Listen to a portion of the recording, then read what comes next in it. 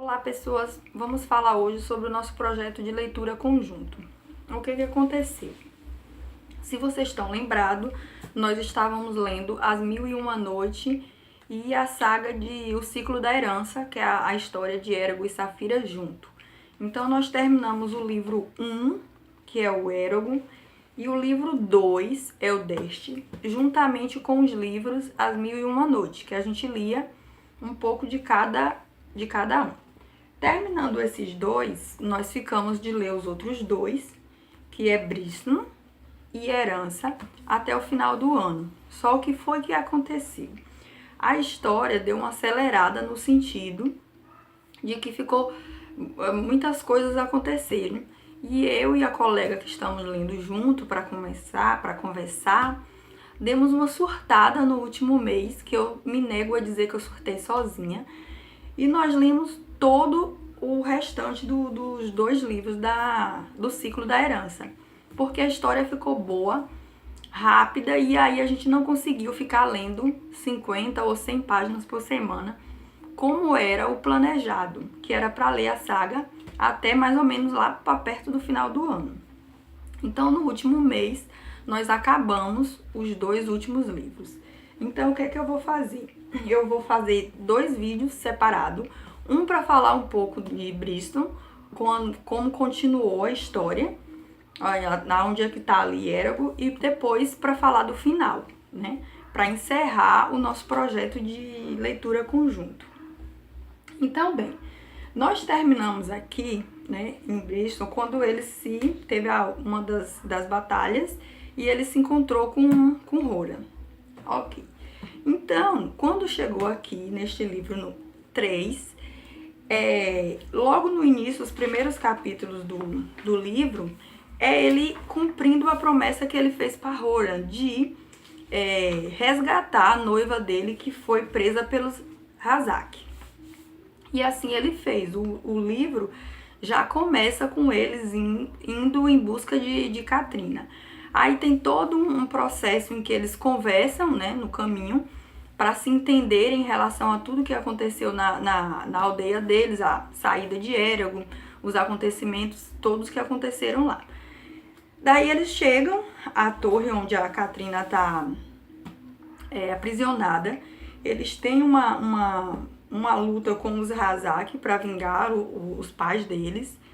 Eles conseguem resgatar a menina, né? A Katrina consegue encontrar ela viva. E aí, na saída, Érago tem a não tão brilhante ideia de ficar na torre. Então, ele obriga Safira a voltar com Roran e Katrina, e ele fica. E tem um embate final dele com Hazak ali, que tem uma conversa dele, misteriosa dele com um dos últimos Hazak que ele vai lutar e abater. Depois disso, Érago começa a voltar como ele tinha planejado. Mas é um momento assim muito de encontro do cavaleiro dele com ele mesmo. Porque desde o início de toda a história dele, ele não tinha ficado sozinho ainda.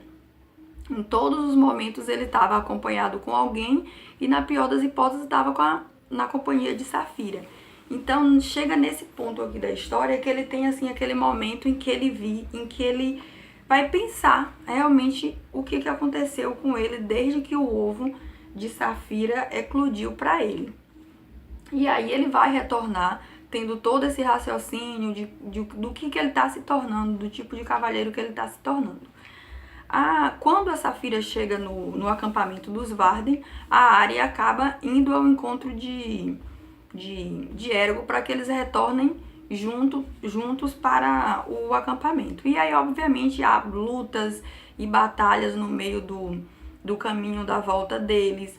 Há uma conversa muito esclarecedora entre os dois em relação a vários assuntos, inclusive sobre os sentimentos dele em relação a ela.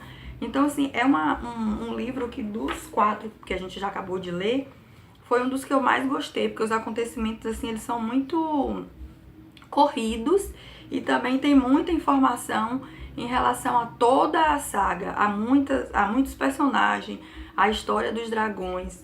É um dos melhores livros dos 4. Eu acho que foi o livro que eu mais gostei, que eu li mais rápido. Quando eles retornam ao acampamento dos Varden, o acampamento é atacado, ou seja, não há tempo, não se fica muito tempo esperando para as coisas acontecerem. É vira a página, já está em uma batalha, vira a página e por aí vai. O acampamento é atacado. Depois disso, o Rora casa com a Catelyn, o próprio Eragon que casa os dois. Quando termina, a Narsuada começa a tentar juntar todas as raças ali para poder atacar, seguir adiante com crescer o exército e seguir adiante em busca do Gabatorix. Então, o que acontece? Ela envia o Eragon para a aldeia dos anões em segredo, porque os anões precisam escolher um novo monarca e ela precisa que esse monarca seja a favor da guerra contra Gabatorix para poder mandar ajuda. Então, o livro tem uma boa parte em que Eragon passa entre os anões, e aí você vai conhecer melhor os costumes, as aldeias e a política dos anões. Melhor até do que no livro 2, onde teve a batalha em que os Vardes ainda estavam na montanha dos anões. Então, tem todo esse processo até Eragon conseguir que os anões se aliem à campanha deles. Daí, ele não retorna diretamente para os Vardens. Ele conversa com a Narsuada e ele vai, porque Eragon perdeu a espada para Murtagh. Então, o que acontece? Ele precisa de uma outra espada para se tornar um cavaleiro completo.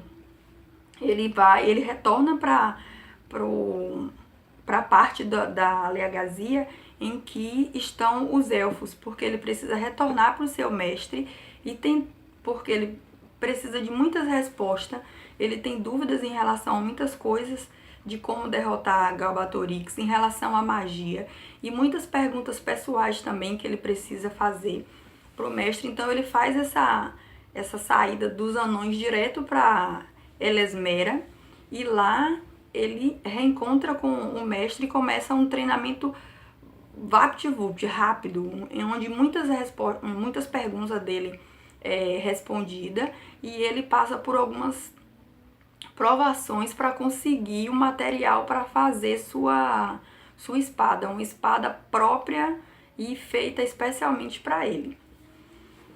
São muitas coisas que acontecem nesse período, muitas revelações bombásticas em relação à vida de Eragon e em relação à magia no geral.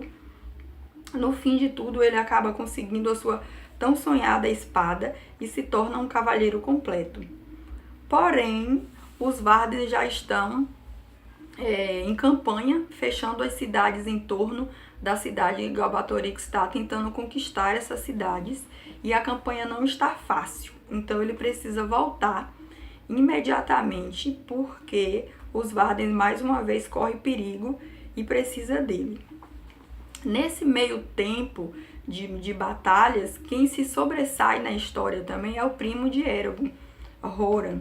Ele tem uma ascensão dentro da cavalaria das batalhas, porque o Rora, ele é aquele líder nato, né? O que ele faz, ele consegue fazer com que os soldados o obedeçam, independente de que raça seja, porque eles ainda têm essa questão dos soldados não se entenderem por serem de raças diferentes.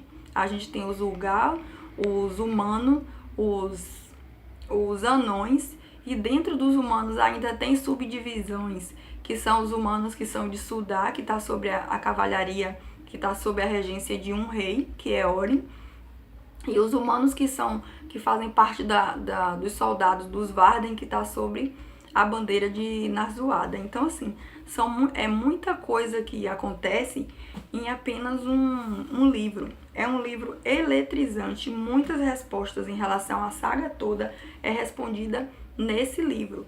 Nós vamos para o quarto já com muitas perguntas esclarecidas. Alguns mistérios ainda a ser resolvido no quarto, mas a maioria está nesse livro 3. Uma das últimas cidades que eles conquistam antes do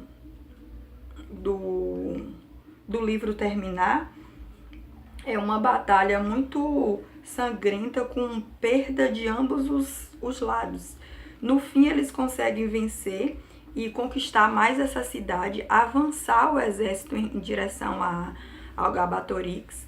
Porém, eles têm uma perda muito importante no final deste livro, uma perda de você chorar horrores. O legal é que assim, que você vê o quanto o Rora tá se sobressaindo na história, tem vários capítulos falando sobre ele, sobre as batalhas que ele tá enfrentando. O relacionamento dele com a Katrina é bem legal. Ela é aquela mulher que tá lá para dizer pro marido sempre que tudo vai dar certo e que ele vai voltar. A gente tem o desenvolvimento do trabalho de liderança da Narzoada, juntando todas as raças sob uma única bandeira para marchar em direção ao Rei do Mal. A gente tem o Ergo se autodescobrindo e se tornando um cavalheiro mais confiante em relação à missão que ele tem pela frente. E a gente tem as perdas normais que a gente não gosta, mas que se propõem quando se faz quando se tem uma saga de guerra, né? E aí o livro termina nessa parte, onde as pessoas estão um pouco mais seguras em relação às suas, cada um com sua missão em relação à guerra, seja o de liderança, seja o de soldado, ou seja o de mágico cavalheiro que carrega ali a filosofia de que é ele que vai destruir o Rei do Mal. E o livro termina nessa parte aí, quando eles finalmente conseguem conquistar mais essa cidade, mas tem perdas muito significativas. E assim, a gente termina o livro 3, de um jeito bem eletrizante. Por conta disso, por a história ter sido das 3 que a gente leu até agora, que é o 1, 2 e o 3, por ter sido a mais eletrizante, que a gente não conseguiu parar. E aí fomos direto para o livro 4, para finalizar a saga e ficar depressiva depois. Então é isso aí. No próximo vídeo, nós vamos falar do livro 4, que é o último livro da saga, que é Herança. Beijo e até o próximo vídeo.